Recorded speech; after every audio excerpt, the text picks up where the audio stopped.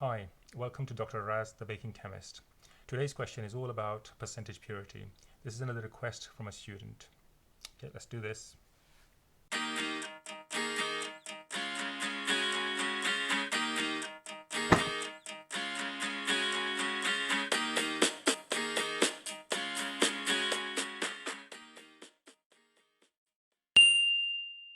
Zinc chloride can also be prepared in the laboratory by the reaction between zinc and hydrogen chloride gas.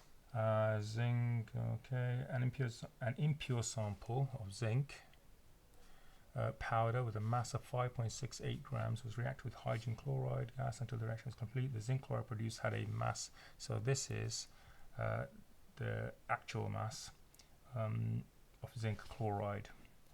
Calculate the percentage of the zinc metal. Okay, whenever you're talking about percentage purity, you've got to consider two or three things. One, the actual mass that you're getting, the mass that you're starting with, and of course, you need to consider the difference and then work out the percentage purity. So in this kind of a question, the first thing that I'm going to have to do is I'm going to say, well, zinc chloride produced so zinc chloride was 10.7 grams.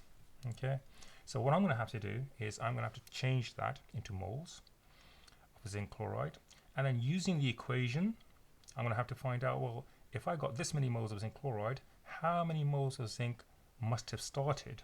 Because remember, the equation tells me the ratio 1:1, and then that'll give me the moles of zinc, and then I'll transfer that back, change that back into grams, and then the difference between those grams that I've just calculated and the grams that I started with is the impurity. The difference between these two is the impurity, so I can work out the percentage impurity. Okay, so again, calculate the percent, but give your answer to 3 sig fig. So remember what I said in my last week's video, right? So I'm going to give the answer to 3 sig fig, so I might as well just use 3 sig fig throughout the calculations in between. Okay, okay, let's do this. Right, so the first thing I'm going to have to do is work out the moles of zinc chloride. So moles of zinc chloride equals number of moles equals mass divided by mR. Mass is 10.7 grams divided by mR is of zinc chloride is 136.4. And remember to use sort of the periodic table, the masses that they've given you in the periodic table. Yeah, you're doing A levels, so it should be to 1 decimal place the masses that you use. Yeah, but use the periodic table masses that they've given you. Okay, and that gives you number of moles of 0.0784, 3 sig fig. Okay, so 0.0784, so that's the number of moles of zinc chloride. Now the equation tells me that it's 1:1 ratio, so 1 mole of zinc will give me 1 mole of zinc chloride. So from equation, zinc to zinc chloride is 1:1 ratio. Okay, and therefore moles of zinc equals 0.0784. And now I've got to change that into mass. So I've got now the moles of zinc, which is 0.0784. I've got to change that to mass of zinc, because remember, I've been given mass as an A of what we started with, so I might as well change this into mass to find out the difference. Okay, so the mass of zinc, and then of course I've got to rearrange that equation for mass. So mass is equal to moles times mR, which equals 0.0784. Remember, this time it's the mR of zinc, which equals, so the mR of zinc is 65.4, and that equals 5.13 grams. Okay, so that is the actual mass of zinc that we had in our impure sample. Okay, so even though the impure sample we weighed 5.68 grams, the actual amount of zinc that was present in that impure sample is 5.13 grams. So now it's just a matter of working out percent impurity, and the percentage impurity is, so percentage purity is equal to the actual, which is 1.3, divided by what we started with, 5.68, times by 100, because it's percentage. And of course, then when you do that, comes to 90.3169 blah blah blah blah blah blah blah, right? And remember what I said to you in the last video, okay? Significant figures, okay? So they just want 3 sig fig, so I'm going to use 90.3, okay?